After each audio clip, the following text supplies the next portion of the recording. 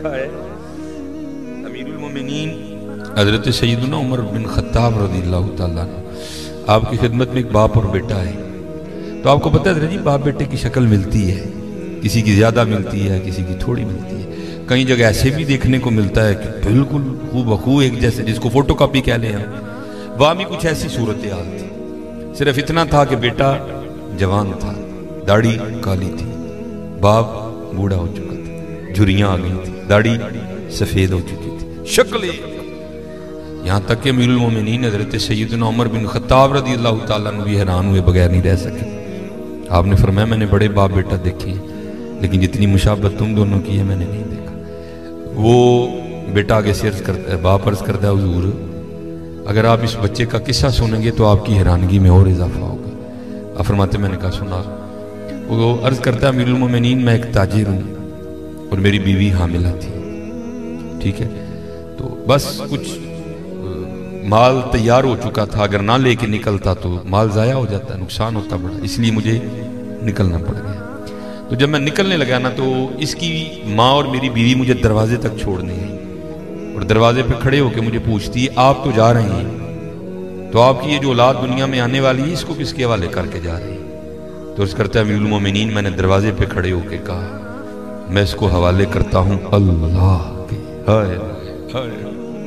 کس کے حوالے کرتا ہوں؟ اللہ کے۔ عرض کرتا امیر المومنین میں چلا گیا۔ جب وہ میں تجارت سے واپس لوٹا تو دل ہوا میں اڑ رہا تھا، بیٹا ہوگا تو یہ نام رکھوں گا، بیٹی ہوگی تو یہ رکھوں گا، لیکن عرض کرتا امیر المومنین جب گھر آیا نا تو آ کے کیا دیکھتا ہوں گھر مقفل، تالا لگا۔ میں حیران ہوا میری بیوی کدھر گئی؟ ہمسائے کے دروازے پہ دستک دی، پوچھا بیوی کدھر گئی؟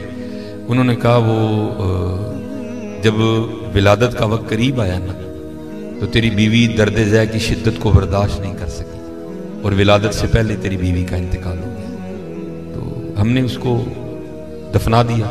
ایک شخص ساتھ گیا، جا کر اس نے قبر کی نشاندہی کی، میں نے فاتحہ خوانی کی، اصال ثواب کیا، تو میں گھر آ گیا۔ جو رات اپنی چارپائی پہ لیٹا نا تو دل بڑا بے چین ہوا، دل چاہا کہ پھر بیوی کی قبر پہ جا کے نا میں فاتحہ خوانی کروں۔ اللہ آپ کو پتہ ہے حضرت حال یہ ہے کہ ہم دن کے وقت بھی ڈرتے قبرستان نہیں جاتے، تو رات کو جانا کوئی سوکھا کام تو نہیں ہے، لیکن کیا قدرت کھینچ رہی تھی۔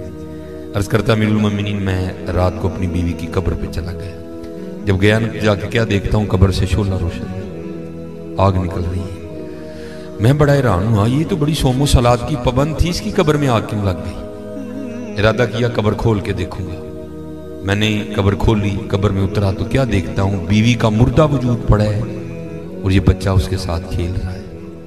میں بڑا حیران ہوا یہ کیا ہے؟ میں نے بچے کو سینے سے لگایا، قبر سے باہر نکلا تو غیب سے آواز کی آتی بندے تو نے دروازے پہ کھڑے ہو کے کہا تھا میں دنیا میں اپنی آنے والی اس اولاد کو حوالے کرتا ہوں اللہ کے، ہمارے حوالے کر کے جا گیا تھا اس لیے زندہ دے رہے ہیں، بیوی ہمارے حوالے کر کے جاتا وہ بھی تجھے زندہ ہی دینی تھی، اللہ کر کے تو دیکھو۔ اللہ آج ہمارے لیے سب سے مشکل کام یہی ہو گیا کہ کر کے تو دیکھو، ہماری بے وفائی پر بھی وہ اتنا پیار کرتے ہیں، اگر ہم با وفا ہوتے تو کیا ہوتے؟